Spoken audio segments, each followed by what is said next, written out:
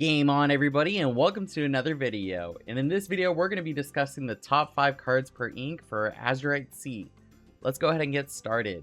But first and foremost, I just wanted to give a quick shout out to all my supporters, my Patreon subscribers, and to all the people who do the small interactions such as liking this video and subscribing to my channel. It really means a lot and goes a long way. And if you guys are interested in purchasing any of these cards for yourself, please consider using my TCG player affiliate link in the description box below. So the first card we're going to go ahead and talk about is in Amber, the Simba Pride Protector. And I put this as number 5, and I really think that this is a great card, but there's just a few more better cards that I want to go ahead and cover. And this is a great card for overall aggro decks, and we can really see it.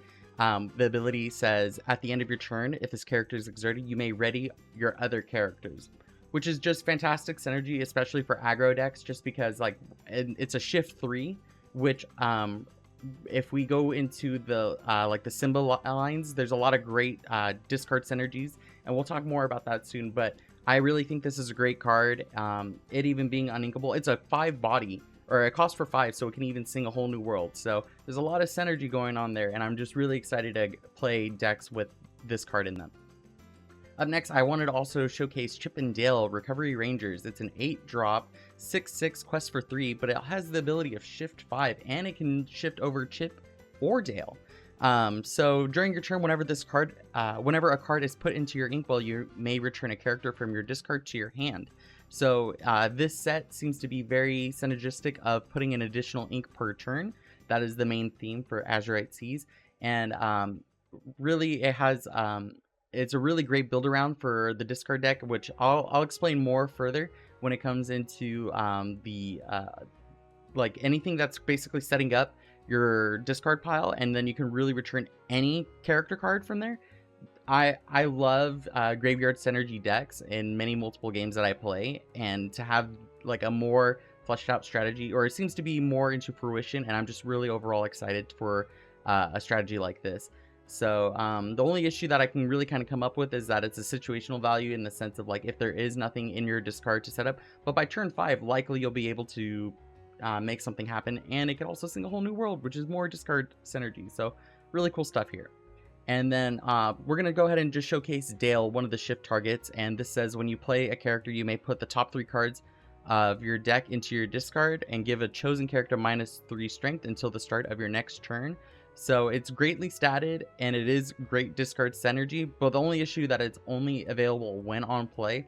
But I really think that this can get you really far, or really like if you play on curve, you drop this on 4, and then you can shift on 5 for the previous card, and I think there's really good combo potential there. Really neat like build around card.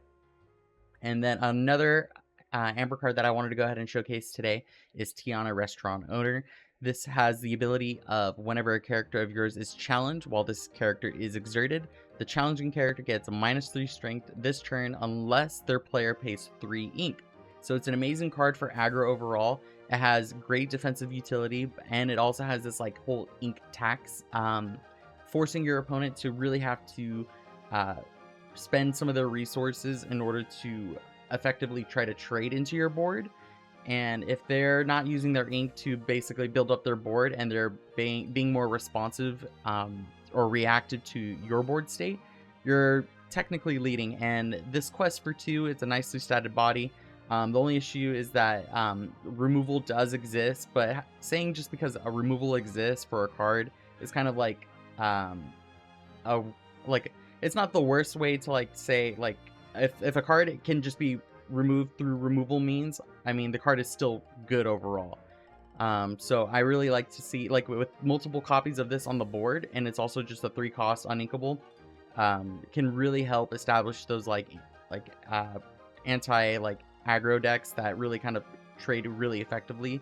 So this really kind of puts your opponent in those like stress scenarios where they have to deal with this character first before they can go and attack the board.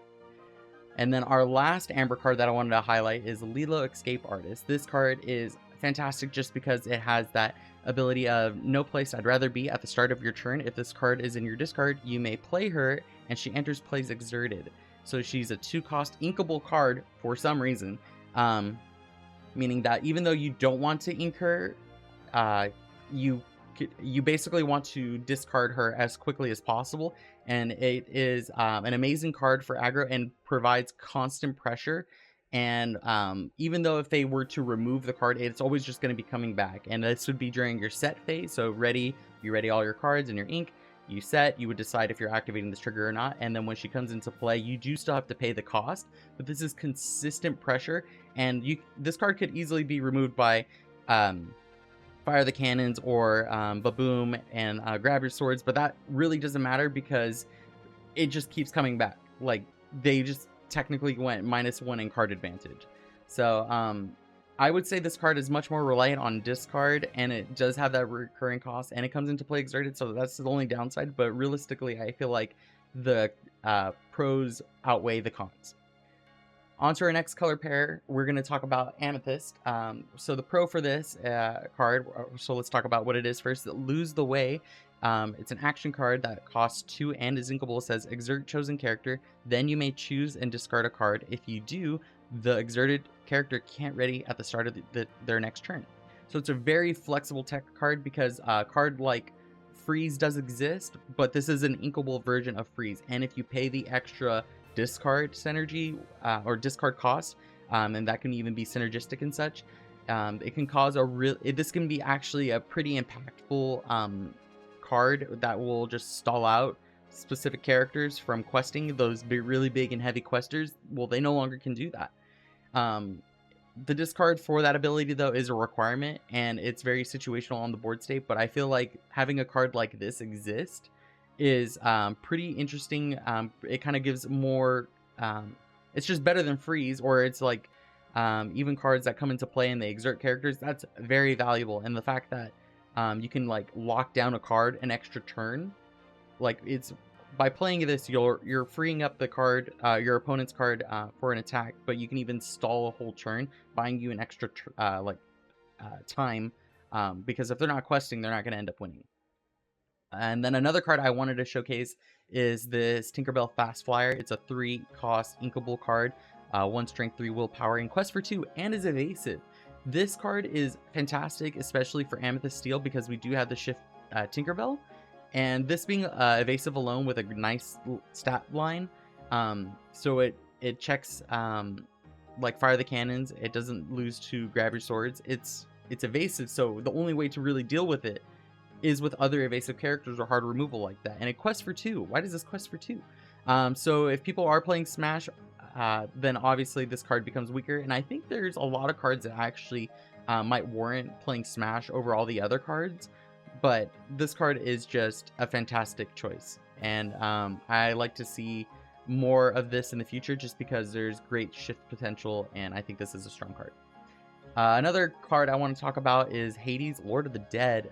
6 uninkable, 3 strength, 4 willpower. Soul Collector. During your opponent's turn, whenever one of your other characters is banished, gain 2 lore, and it quests for 3. So this card can theoretically be 3 or more lore per turn. And it just gives you the chance to really swing that momentum, and we all know that Amethyst is a very tempo-based deck. The only issue is that it's reliant on opponent's action, so it's not, well, worst case scenario, you're questing for 3, but which is still really good, right? And it kind of creates like a target on its back as the priority removal target.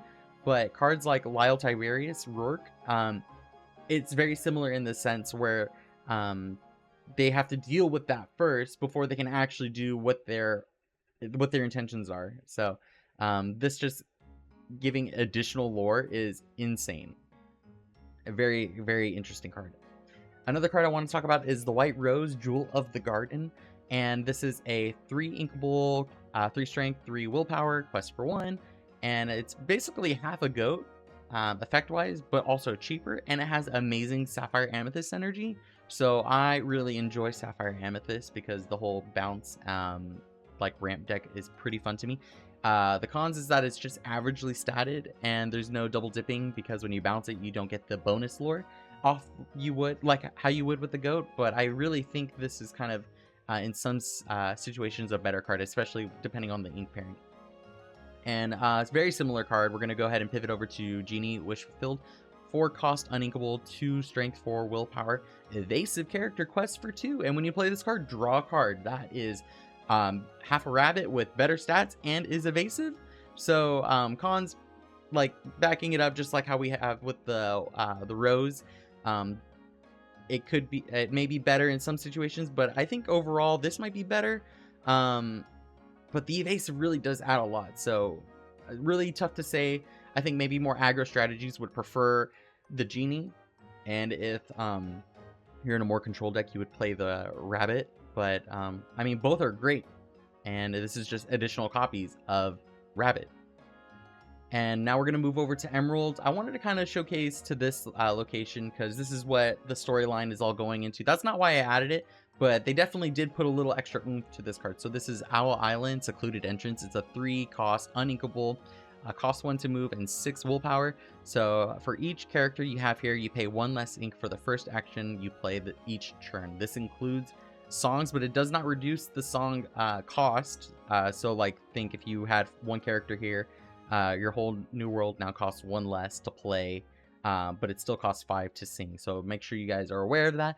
And then a lot to learn: whenever you play a second action this turn, gain 3 lore. So there are plenty of decks that exist where you're activating multiple actions. You could play cheap actions. There is a new Ruby card that recycles actions for replay.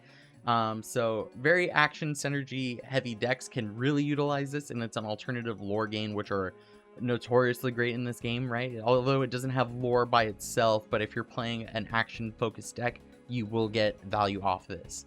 And that being said, though, that is the crux of it, and it's very dependent, but I still think this is a card we should not ignore. And I think if you're interested in a location deck, this one with a lot of actions, you should definitely put this in your deck. But another card I wanted to include that I didn't really think too many people are kind of keeping their eye on, this is Stitch, the little trickster. The only thing I've heard online is that, oh no, it's number 26 out of set 6, so it's 626. So it messed up my order that I have for card organization. Sorry to hear about that, but I don't know.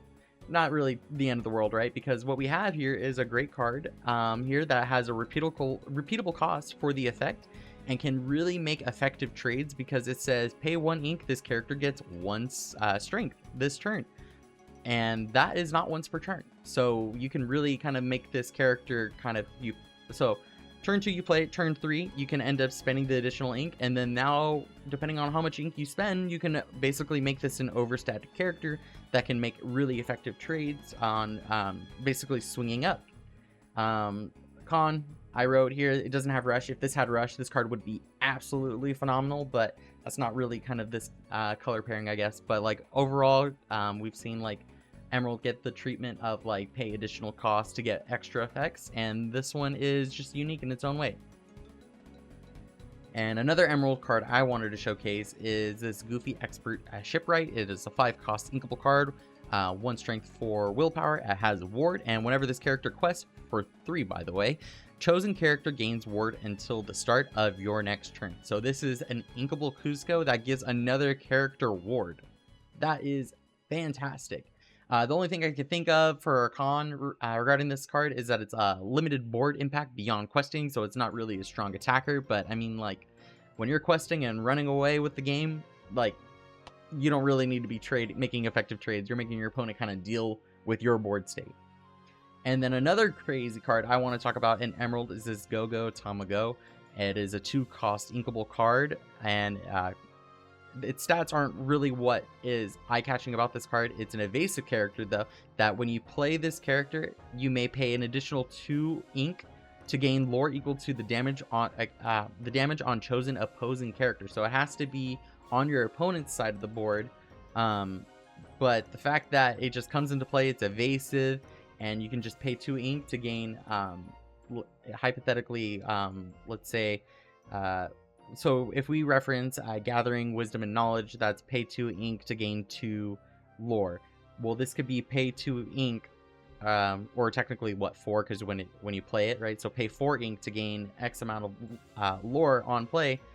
That is fantastic. The only different downside is that this requires opposing characters on board with damage, so it does have some setup. but I feel like you're not really going to be experiencing issues trying to get this payoff here. And then another card I wanted to go ahead and talk about is this Basil Disguised Detective. 6 cost, inkable character, 4 strength, 5 willpower, shift 4. That's relevant. During your turn, whenever a card is put into your inkwell, you may pay 1 ink to have chosen opponent choose and discard a card. And it quests for 2. So in my head, this is probably a really great card with Emerald Sapphire, just because there's a lot of Sapphire Basil targets. We have the 1-drop support that gives like 2 strength, 1 willpower, I believe. So for me, that's where I immediately went off, but this is also probably really good for Emerald Steel. Really solid stat lines. The only thing I could think of as like a con for this, but I think this is probably the best Emerald card in the set.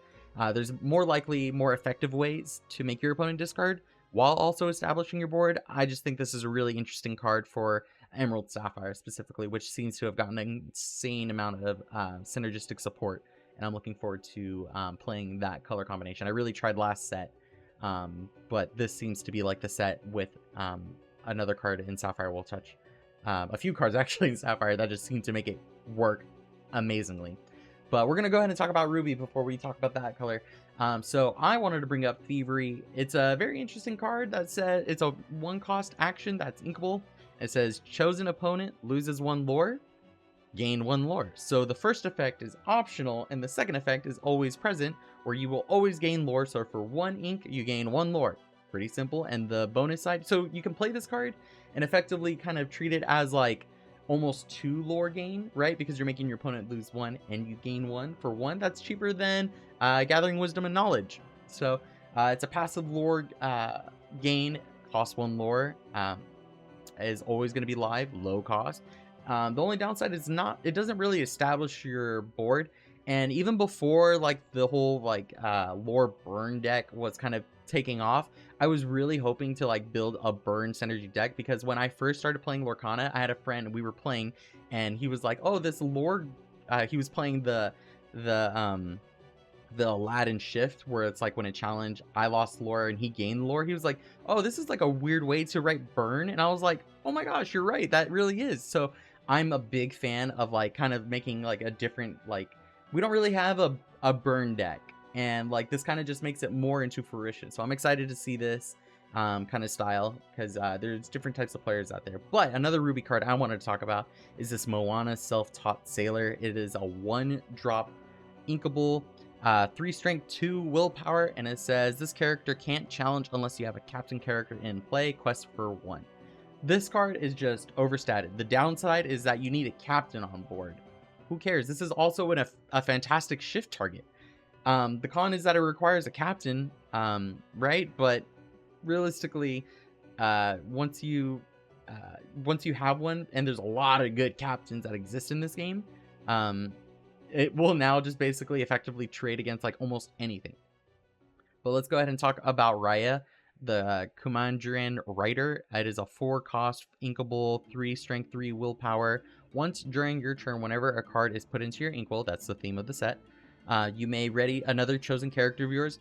They can quest for the rest of the turn, and it quests for 2. So ready character as a form of protection. This one is just it just seems like a really good card stat wise, and I just don't know which deck would best benefit getting use out of her. Just because the best Ruby deck I think right now is Ruby Sapphire, especially after this set. And Ruby Sapphire is kind of already doing something, so maybe Ruby Steel, but I don't really kind of play those combinations in particular. But I feel like there's something here. It's a hero, it's a princess, so those traits are also pretty relevant. And I think we got something here with finally a decent Raya for the game. But let's go ahead and come back to Moana, the Kakamora leader. It is a Floodborn 7-cost inkable character, 6 strength, 5 willpower, shift for 5. Gathering forces. When you play this character, you may move any number of your characters to the same location for free. Gain 1 lore for each character you move. So whenever something says do something for free, and also it says gain lore because you did that, oh man, that cannot be ignored, right? So when you play this character, move any number of your characters to the same location for free. Meaning, so you would have to have a Moana and move that to a location. or have some way to kind of make that into a location. Then you shift on top of this, and then you bring the whole crew over to that location and gain lore. That can be an insane tempo swing in lore. So free location mover and alternative lore gain, very difficult to kind of respond with. But if it's almost like a 2 specific build around, and build arounds are great, but like this is likely going into like Ruby Steel, right?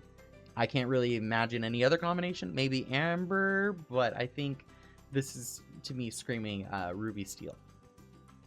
And then the last Ruby card, I believe this is the last one I wanted to talk about, is Maui Half Shark. 6 inkable card, a 7 strength, 5 willpower. It has 3 good effects. We have Evasive. We have Chihu, which is whenever this character challenges another character, you may return an action card from your discard to your hand. Great. And then whenever you play an action, you also just gain another lore. Insane. The only con I can think about is that there's no enchanted rare for this. That is criminal. This being able to sing like a pirate's life by itself as well, and then retrieve it on the follow-up is insane. So really great card. I think the best decks that can utilize this is Ruby Sapphire, maybe Ruby Emerald, because there's a lot of actions there, but probably Ruby Sapphire. So definitely you guys can expect to see this in your locals and also in the big tournaments. So we're going to move over to Sapphire, probably the most busted support that they got overall this set. Can't imagine why. Azurite Seas, there's even a card named after it, right? So Sapphire, prepare your bots. I kind of want to highlight this card. It is a cheap cost 1 action that is inkable as well, and it has a very simple effect. Choose one ready chosen item or a ready chosen robot character that can't quest for the rest of the turn. We're just kind of mostly looking at the ready chosen item because this can give you additional uses of your lucky dime. And early game, it's just really cheap. It's a really cheap utility card that kind of really explode your end game, but it's also inkable. So like if you don't really have the combo pieces, that's fine. You just ink it away. So con, it is a very specific combo card, but like, come on, multiple use of dime, insane. And that's just like tunnel visioning on the lucky dime. Think of all the other items that exert in order to get its effect. So let's talk about this Baymax Armored Companion, 5 cost inkable card, Storyborn Hero Robot, 2 strength, 6 willpower, and it has the effect of when you play this character and whenever he quests, you may remove up to 2 damage from another chosen character of yours, gain 1 more for each damage removed this way. So this gives me the Grand Pappy synergy. It just kind of screams that. It quests for 2 as well. That's a lot of lore. You know what I mean? That's 1/10 of your game. So good on play and quest effect that gives you lore. And then the only con is that it's under average stat line, but I mean the setup and the synergy, this is good. This is good card. I'm not sure if it's gonna see too much play though, because it does feel like it goes into a specific deck, or like the decks that are good, like you would have to build around this card, which is fine, but there maybe are other decks that do this combination better. So moving on though, I wanted to discuss this Alice, the Savvy Sailor, 3 cost character, non-inkable, 1 willpower, 1 strength, 4 willpower. It has ward, and whenever this character quests, another chosen character gets +1 lore and gains ward until the start of your next turn. And this card just quests for 2. Most cards that have ward, you kind of never want to quest, but this gives you an additional payoff. And it also supports your other characters that already don't have ward. And there's a reason why they don't have ward, is because they're already good. And then you quest with Alice, that character now has ward. Insane. So con, it's uninkable, and it has very limited board impact beyond the questing. But that's what you want to do with this card. So like, you can't really make effective trades with it, but this card is really good. And then let's talk about the second best Sapphire card in the set, Oswald, the Lucky Rabbit, 2 cost uninkable, 2 strength, 1 willpower, and the effect says during your turn, whenever this card is put into your inkwell, you may reveal the top card of your deck.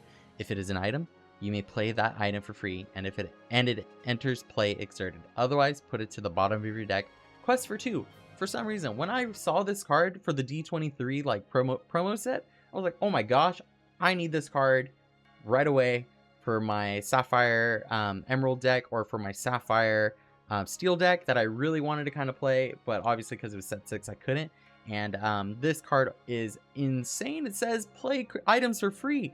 So what? I'll just play 4 lucky dimes in my deck, and most decks only play 2. I might only play 3, I'll be honest, just because it's an uninkable card. Lucky Dime I'm talking about. Oswald is a staple 4 of in any item synergy deck, and it says play items for free. Insane. So Con is an item-specific deck that you need an item-specific deck to maximize the utility to this card.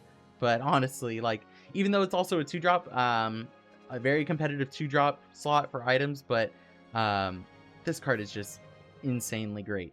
So yeah, just whenever you place an additional ink for turn, reveal the top card. If it's an item, boom, free item.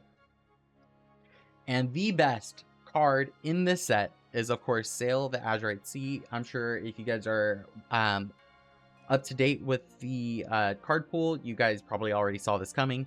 It is a 2-cost action that's inkable. It says this turn you may put an additional card in your hand into your inkwell face down, draw a card. So this card still does have to be inkable, but this card is likely to replace Tipo, 1 Jump Ahead, and like, even though they're not the same cost, Mickey Mouse Detective maybe won't see as much play either, just because like this card replaces itself and gives you that effect of like Bell, where it's going to be giving you that additional ink per turn.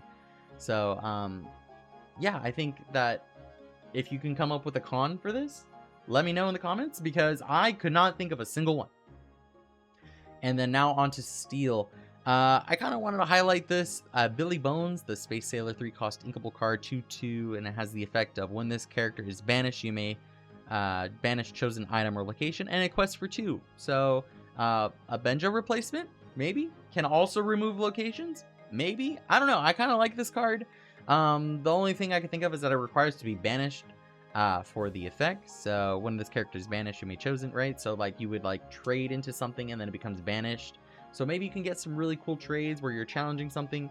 I feel like Steel doesn't have the best like 3-drop slots, so anything to kind of like just play this here. The only downside is that like it's 1 turn slower than Benja, right? Because you can challenge something, and if it gets banished, then you can take out an item and location. But this kind of really puts the pressure on your opponent to like, hey, like they're going to be sequencing thing, and they can play around it, right? But if they already have like an item on board, like Fishbone Quill, and they like you're going second, you can like basically take out the Fishbone Quill and maybe a character that's on board. So I mean, like, you can make some really favorable trades on your end, maybe ideally for going second. I don't know. Moving on though, we'll go ahead and talk about this other Steel card. It's a vanilla. Why am I showcasing this vanilla? Because it is gone to Captain Crankyhead, 5-cost inkable card, 4 strength, 3 willpower, and no effects. Just says quest for 4. That's why. Yep. Great card, just because it's overly statted in this respect of lore. It the number lines are great. It's a vanilla, sure, but I'm pretty sure this is gonna be a pretty great card. You wouldn't be really kind of singing any card or doing any actions or singing songs with him, because you just want to quest for the 4. Yeah, just quest with him, and no thoughts, just keep questing.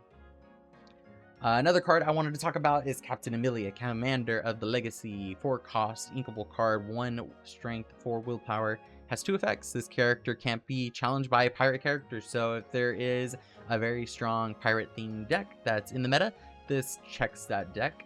And everything shipshape, when being challenged, your other characters gain resist 1. So not her.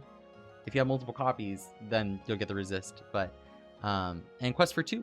So it gives resist to other characters. Cons only for challenges, like you won't be able to effectively use her to trade into the board, but really you're just questing with her. She's the commander of the ship. You're keeping her protected. Maybe you're readying her up with some other combos and effects, right? And then everything else, they have to kind of like try to make trades. So yep, I think it's a great card overall. Another great card I want to talk about is Calhoun, Marine Sergeant. 2-cost uninkable, 3 strength, 2 willpower, and has resist 1. So this is effectively a 2-drop 3/3. Kind of. It could even be, depending on how your opponent trades, it could even get you some more willpower, right? So during your turn, whenever this character banishes another character in a challenge, gain 2 lore. So this is like an early game Robin Hood that checks every single 2/2 in the game. because it can always do that effective trade. You're likely to get 2 trades off this card, and it's pretty just annoying to remove on the board, but it's not impossible. But I think this is a really great card. Unfortunately that it's uninkable, but the pros outweigh its cons for sure in this one. And then the last card I wanted to talk about in Steel is the Wreck-It Ralph Ham Hands. It is a 6 cost uninkable, 4 strength, 4 willpower, and it says, I wreck things. Whenever this character quests, you may banish chosen item or location and gain 2. So if you look closely, he's actually smashing the hero medallion from the previous set. And you're going to be questing with this, so you're always going to be getting 3 lore. And if you remove a location or item in the process, which every deck is basically playing those, it's questing for 5 and removing something. Only con is that it's uninkable. Sure, it'd be cool if it was also shiftable, but this card is a great top end with nice stats. And the last card, I always talk about this. I usually try to wait for all the Enchanted to come out. So my chase Enchanted rare is going to be Tiana Restaurant Owner. I already explained the effect, but basically I always showcase one of my favorite Enchanteds, whether it be the art or maybe because it's a Steel Song deck themed or synergy deck. But you know, Steel Song always the best deck, right? Cons, my cons are always like a joke at this point. Rip my wallet, right? And susceptible to Madame Medusa, because that's what everybody says. But anyways, if you guys enjoyed the video, please consider leaving a like and subscribing to my channel for more Lorcana videos. I'll try to keep up to date making showcase and deck videos. I plan to try to do some local recordings. I might be a little slower on this format just because I'm not planning on attending any more DLCs. If you guys are still here, I'll give you a quick update. I did attend the DLC in Vegas, and I got 34 points playing Steel Song. I tweeted about it and such, so if you guys are interested in there. But again, thank you to all my Patreon subscribers for helping support the channel. If you guys are interested in any of the cards that I talked about, please consider using my TCG Player affiliate link in the description box below. I'll be kind of like slowing down on some videos just because I've been a little busy with work and such. So if you guys are interested, and the holiday season around, so I kind of like try to prioritize all that. But I really wanted to always try to be true and make video styles like this for the best cards per ink pairing of each set. So I'm gonna keep doing that. But everybody, thank you so much for watching. I'll see you guys in the next video. I'm out of here.